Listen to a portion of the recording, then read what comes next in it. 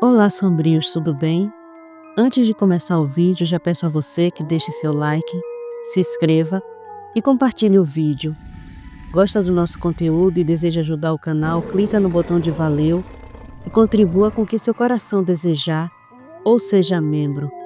Faça parte do clube de canais, acesse o link na descrição do vídeo e veja qual categoria é mais confortável para você e faça sua inscrição. Também estarei deixando o Pix na descrição do vídeo, caso queira nos ajudar dessa forma. Desde já, eu agradeço. Wesley ajudou a conduzir o gado até o curral, sob a luz dourada do entardecer que pintava a paisagem com tons de cobre e mel. O mugido dos bois se misturava ao ranger das porteiras e ao som abafado das patas contra a terra batida. O cheiro forte do curral, a poeira que se erguia no ar e o calor ainda persistente do dia compunham um cenário típico e, de certo modo, reconfortante para ele. Uma repetição bruta, mas honesta. Quando os peões se encarregaram de finalizar a tarefa, Wesley desmontou com um leve estalo das botas no chão e se aproximou de Sônia, que já começava a guiar o cavalo em direção ao estábulo. Seu olhar era tranquilo, mas carregava uma certa hesitação, como quem ensaia dizer algo guardado por tempo demais. Sabe, Bittencourt? Começou com uma voz arrastada, arranhada pelo tempo. Eu posso afirmar com toda certeza que você não é antissocial, porque se for, então eu também sou. Me sinto bem na minha fazenda, na lida com os bichos, mas a cidade me aperta o peito. As pessoas me incomodam. O Wallace é mais sociável, herdou isso da mãe dele e da avó. Eu não, sou mais reservado. Prefiro observar e estudar as pessoas antes de qualquer aproximação. Ele lançou um olhar direto, mas sereno para ela e um leve sorriso curvou seus lábios.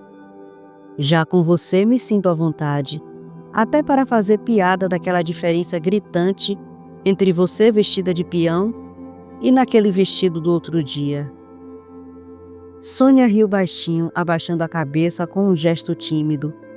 As pontas dos cabelos escapavam debaixo do chapéu e balançavam ao vento enquanto eles caminhavam lado a lado. A terra sob os pés estava seca, mas macia, e o barulho dos grilos e cigarras começavam a tomar conta do fim da tarde.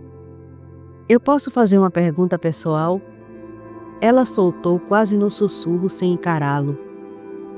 Wesley estreitou os olhos, curioso, e ela corou levemente, mordendo o canto do lábio.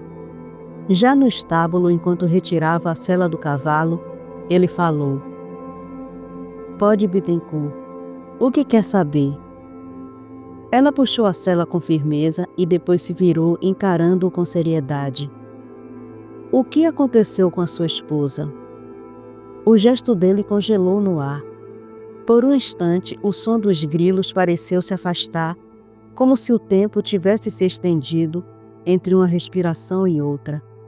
O rosto de Wesley endureceu, mas não de raiva. Era um silêncio cheio de lembranças. Os olhos dele, que antes acompanhavam cada movimento do cavalo, agora fitavam um ponto distante do nada, como se o passado tivesse aberto uma fresta dentro dele.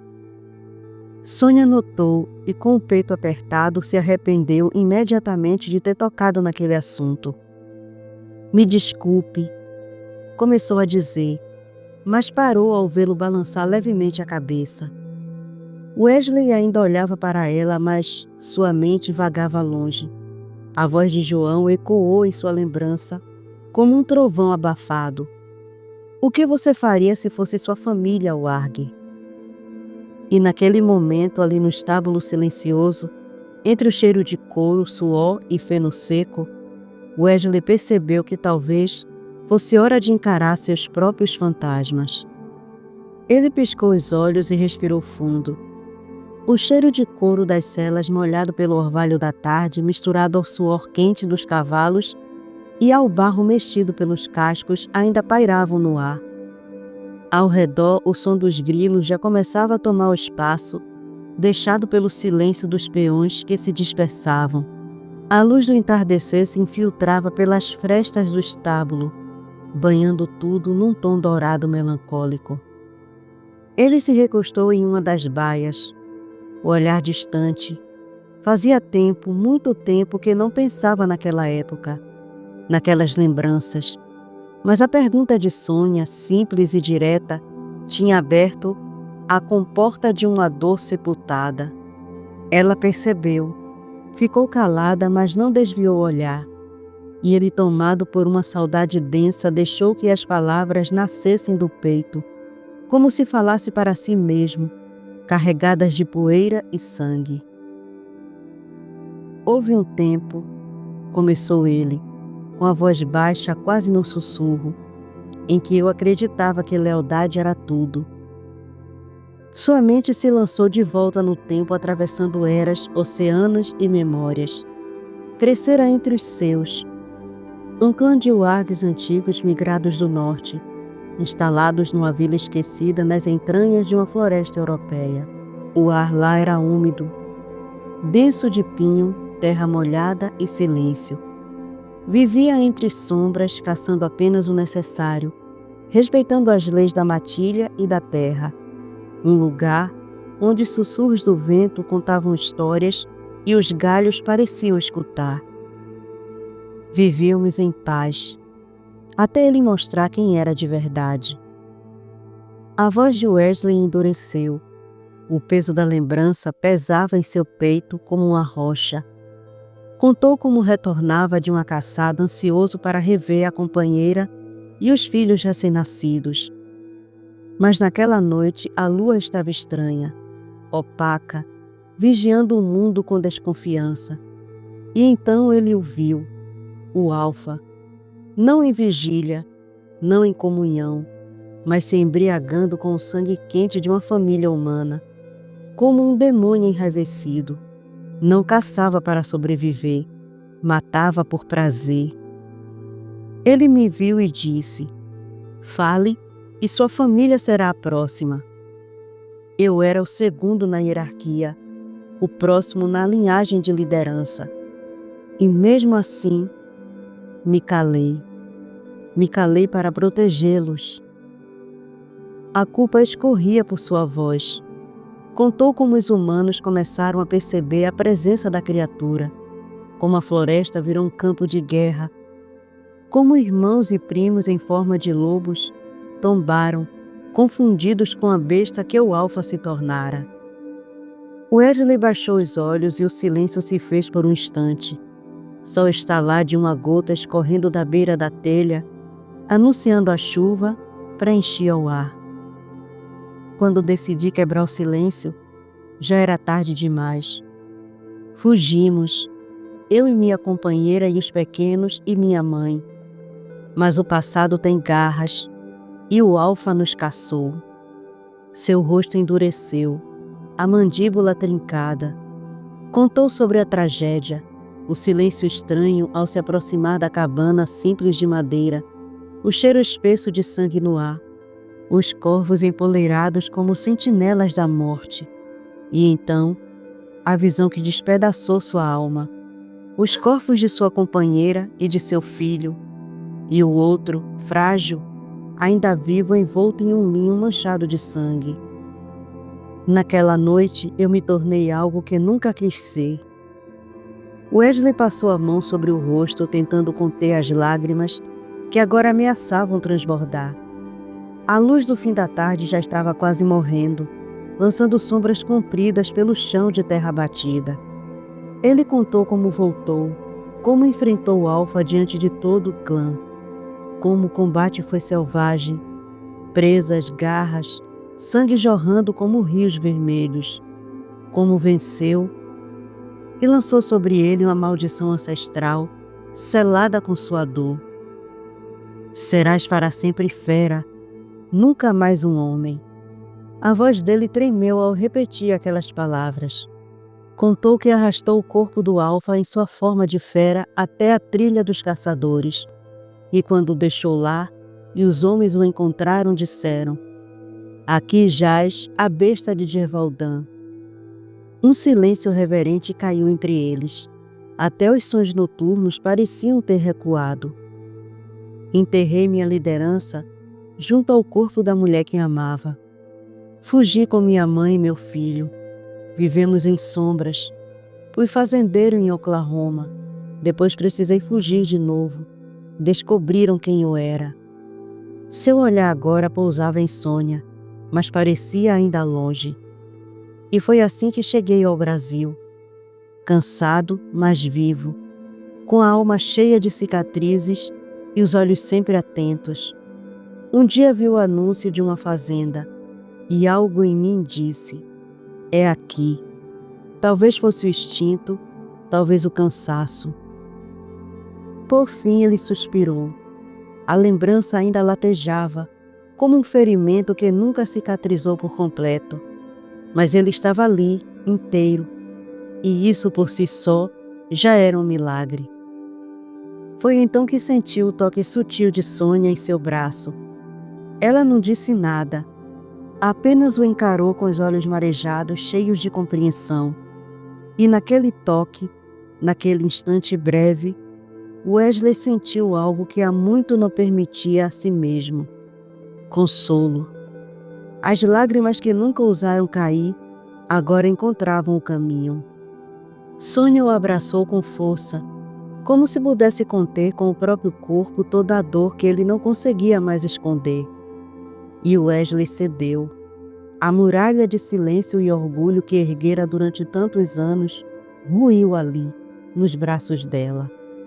Permitiu-se chorar, abafando o soluço no ombro de Sônia, enquanto as lágrimas desciam pesadas, quentes, como se cada uma carregasse o peso dos traumas que guardava no peito. O cheiro de feno úmido, o couro envelhecido do estábulo, envolvia os dois. Testemunhas silenciosas daquela cartaz. Lá fora, o som abafado de vozes e passos indicavam que os peões se aproximavam. Assim que os ecos das vozes se tornaram mais nítidos, Wesley se recompôs, secando o rosto com as costas da mão. Sônia também se afastou lentamente, passando os dedos pelo próprio rosto, limpando discretamente as lágrimas. Trocaram um último olhar, intenso, cúmplice, cheio de tudo aquilo que não ousavam dizer em voz alta. Ele saiu apressado do estábulo, evitando os olhares curiosos, e caminhou até sua casa. Assim que fechou a porta atrás de si, encostou-se nela e soltou um longo suspiro. O coração batia como um tambor descompassado em seu peito. A lembrança ainda vibrava como um trovão em sua mente. Subiu as escadas como quem carrega um peso invisível e se trancou em seu quarto. O silêncio ali dentro parecia gritar. Caminhava de um lado para o outro inquieto, desorientado. As paredes pareciam estreitar-se à sua volta e a sensação de ter ido longe demais com Sônia o esmagava. Nunca jamais havia contado a alguém toda a sua história sem esconder os detalhes. Nem para sua mãe, nem para Deus. Mas com Sônia, algo nela, talvez o olhar profundo, a voz que misturava firmeza e doçura, ou a melancolia que ela carregava no jeito de existir, havia despertado sua confiança. Foi então que a realidade caiu sobre ele como uma tempestade repentina. Ele se abrira demais, revelara tudo, contara o que era, uma fera, um lobo. Sentiu o desespero subir como um incêndio desgovernado. O que ela estará pensando agora? E se ela contar para alguém? E se tiver medo de mim? As perguntas gritavam como um redemoinho em sua cabeça. Passou as mãos pelos cabelos e murmurou ofegante: que droga eu fui fazer? Enquanto isso, Sônia seguia em silêncio pelo caminho que levava à sua casa. Os passos lentos e o pensamento distante. A brisa da tarde soprava leve, espalhando o cheiro de terra molhada e de capim recém-cortado. Ela mexia na pedra da lua que trazia pendurada no pescoço, como se buscasse nela algum tipo de resposta ou conforto. A história de Wesley se repetia em sua mente como um eco perturbador. Ele se transformou em uma fera? Murmurou para si mesma, franzindo o senho. Era absurdo demais, surreal, e ainda assim tudo fazia sentido. A dor nos olhos dele, a culpa, a raiva contida, o silêncio durante tantos anos. Ela parou no meio do caminho, tirou o chapéu, passou a mão pelos cabelos e disse em voz alta, tentando convencer a si mesma. Ele só queria explicar a forma violenta com que matou alguém que machucou sua família. Era só isso. Não pode ser outra coisa, disse num tom baixo, quase suplicante. Não pode ser. Meu patrão? Um lobisomem? A noite caiu e com ela vieram os sussurros da mata e o despertar do que há de oculto. Em outra parte daquele mundo, sob o mesmo céu tingido de laranja e prata, João abriu os olhos. Abriu os olhos devagar, desorientado. O teto acima dele era estranho. O ambiente todo era desconhecido. Tentou se levantar, mas uma tontura o fez recuar, deitando-se outra vez. Aquela tontura significava que ficara deitado por muito tempo. Respirou fundo e se levantou devagar, até ficar sentado na cama. Sentiu o cheiro forte de café recém-passado invadir o quarto, e seu estômago reagiu com um ronco involuntário. Levou a mão ao abdômen e então parou, surpreso. Onde antes havia dor e feridas, agora restavam apenas cicatrizes. Olhou para o próprio peito, tocando com delicadeza as marcas esbranquiçadas. Mas por quanto tempo fiquei apagado? A resposta veio de uma voz feminina suave atrás dele. 3 dias. Ele se virou devagar e encontrou Ana parada à porta. Ela sorriu e veio até ele, sentando-se com leveza numa cadeira à frente da cama. Como se sente? Perguntou. João a encarou com os olhos marejados de emoção e respondeu com a voz vacilante. Eu deveria estar morto, mas estou vivo e me sinto melhor do que jamais me senti na vida. Ficaram se olhando e um sorriso cúmplice se formou entre os dois. Ele apontou para as cicatrizes no próprio peito e perguntou: Foi você quem fez isso? Ela sorriu, tocando com as pontas dos dedos as marcas em sua pele. Não, foram os alfas que salvaram sua vida, e eu sou muito grata a eles por isso. João segurou a mão dela com firmeza, olhando direto em seus olhos. O que está acontecendo entre a gente? Perguntou. Porque eu sinto como se algo em mim reconhecesse você, como se te conhecesse há muito tempo. Ana se levantou, foi até a cama e sentou-se ao lado dele. Tocou seu rosto com carinho e disse: Nossas almas se reconheceram como companheiras. Somos ligados pela essência. A deusa da lua nos escolheu. Ele franziu o senho, afastando as mãos dela devagar. Mas você era companheira do Marcos. Ele dizia que a deusa da lua os havia unido. E eu conhecia bem ele. Era meu amigo. E eu via o brilho nos olhos dele quando falava de você. Ela se levantou, voltou à cadeira com serenidade e respondeu sem hesitar. Para você isso pode parecer estranho, mas para mim está claro como a luz da lua cheia. A deusa me deu 2 companheiros, primeiro o Marcos e agora você. E mesmo que não entenda, você sente isso. No fundo, sente. João soltou um suspiro cansado e desviou o olhar. Pois saiba que sua deusa tem um gosto péssimo para escolher. Eu não sou um bom partido, nem entre os humanos. Imagine para alguém tão pura quanto você. Ana deu uma risada doce e respondeu com ternura. Ela não vê como os humanos veem. Ela enxerga além da carne e do erro. Viu em você o que há de verdadeiro, e isso é o que nos une. Ela se aproximou novamente e com firmeza no olhar declarou: E eu te aceito como meu companheiro, João. Eles se encararam em silêncio. Ela sorria, confiante e entregue. Ele, com o olhar carregado de dúvida e culpa, lutava contra a felicidade que teimava em nascer dentro dele. Uma felicidade que acreditava não merecer, mas que naquele instante era impossível ignorar. Quando o dia amanheceu, o céu ainda guardava vestígios da madrugada.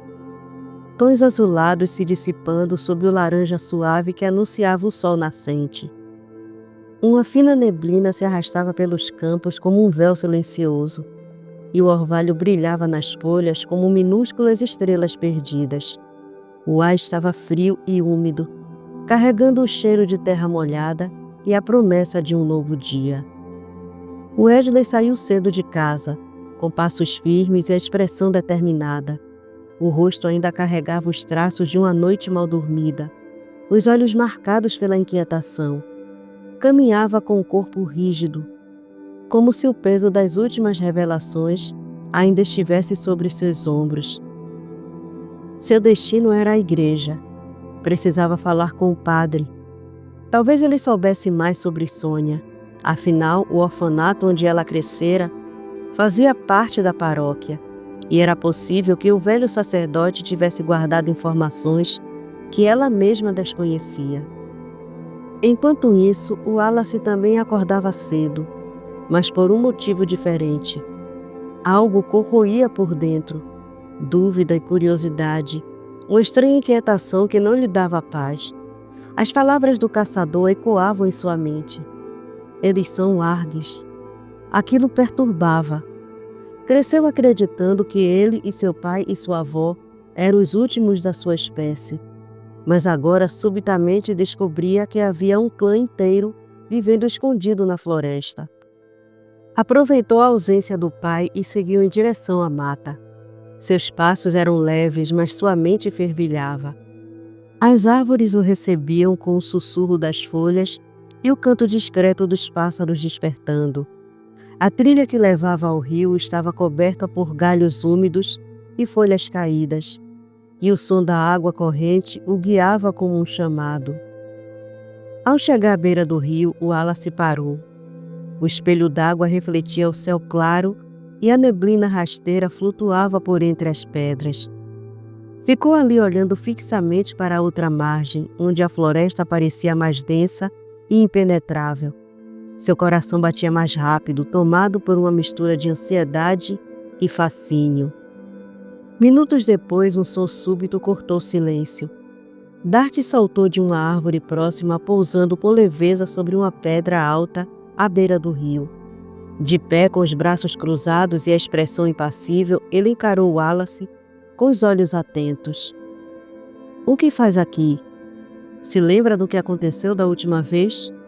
perguntou, a voz firme, mas não hostil. Wallace virou-se devagar, encarando-o com um sorriso tranquilo. "Dessa vez eu tomei cuidado", respondeu. "O vento está a nosso favor." Dark arqueou uma sobrancelha e desceu da pedra, aproximando-se até ficar ao lado dele. Seus olhos percorreram a margem oposta com desconfiança. "Os Feraus têm olhos, caso não saiba", alertou. Wallace assentiu, mas não desviou o olhar do outro lado do rio. "Eu queria vê-los de perto. O caçador disse que eles eram Arges. Sempre achei que eu, meu pai e minha avó fôssemos os últimos, mas então descubro que há um clã como nós do outro lado do rio." "Eles não são como vocês", rebateu Dark com seriedade. "São bestas selvagens que levam o caos por onde passam." Wallace suspirou profundamente. Havia algo mais em seu olhar, uma melancolia que o deixava mais velho do que sua idade. "Mesmo assim, eu queria vê-los de perto", murmurou como se confessasse um desejo proibido. Dark o observou por um momento em silêncio. Então deu um passo à frente e disse: Me parece que você está decidido, falou com resignação. Venha comigo. Conheço uma forma de observá-los sem correr riscos. Mas antes vamos até meu clã. Quero que todos o conheçam. Assim, se algum dia quiser nos visitar, será sempre bem-vindo. Os dois desapareceram entre as árvores com os primeiros raios do sol, pintando a mata com luz dourada e sombras dançantes. O destino agora os empurrava para um território desconhecido. Quando os dois chegaram ao clã, escondido entre as árvores antigas, o sol filtrava-se entre as copas espessas da floresta, derramando luz dourada sobre o clã coberto de folhas secas. Um vento morno carregava o cheiro de terra úmida e flores selvagens, misturando o aroma amadeirado das cabanas do clã. Havia vozes infantis rindo à distância, uma brisa suave dançando entre os cabelos e um silêncio respeitoso pairando sobre o lugar. Como se a própria mata contivesse a respiração diante do que estava prestes a acontecer. Lisbeth estava sentada na varanda de uma das cabanas, cercada pelas crianças do clã, que escutavam atentamente enquanto ela contava uma história. Sua presença era serena, quase etérea, com os longos cabelos ondulando suavemente ao toque do vento e um sorriso doce que irradiava calor. Mas no instante em que ela ergueu os olhos e os viu, Dark e Wallace, algo invisível e primitivo explodiu no ar, como uma tensão elétrica que percorresse os três ao mesmo tempo, atravessando o espaço entre eles. Dark, sempre contido, sentiu o peito apertar de um jeito quase doloroso, como se algo dentro dele fosse arrancado e devolvido com brutal ternura. Um calor intenso percorreu sua espinha, fazendo os músculos enrijecerem num reflexo instintivo de proteção.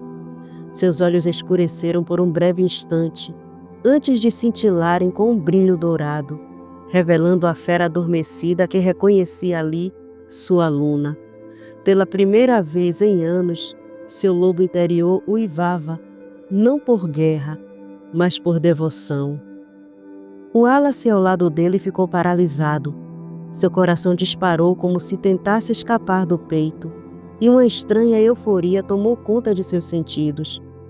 Cada batida de seu coração parecia ecoar o nome dela em seu sangue. Seus olhos mudaram de cor sem que ele percebesse, refletindo o brilho da alma inquieta que até então jamais soubera o que era desejar com o corpo, a mente e o espírito ao mesmo tempo. Ele se viu dividido entre o impulso de correr até ela e a reverenciar e de simplesmente observá-la, como se a presença dela exigisse silêncio, respeito e entrega. Lisbeth sentiu um calafrio subir por sua espinha ao virar-se totalmente para eles. Seus olhos encontraram os deles, e no mesmo instante um redemoinho de emoções a envolveu. Seu coração disparou e as mãos tremularam suavemente, e por um segundo o mundo pareceu desaparecer. Ela não conhecia o Wallace, apenas Dark, mas cada fibra de seu ser gritava que pertencia àqueles dois. Era irracional e ao mesmo tempo inevitável. Um sentimento avassalador de segurança, desejo e conexão profunda tomou conta dela, como se finalmente tivesse encontrado os dois pedaços que sempre faltaram dentro de si. Sem saber o motivo, ela quis se aproximar. Seu corpo se inclinou levemente para a frente, os olhos marejados sem dor, apenas por excesso de emoção. E no silêncio entre eles, os três sabiam, mesmo que não entendessem, que o destino havia finalmente dado seu passo mais importante.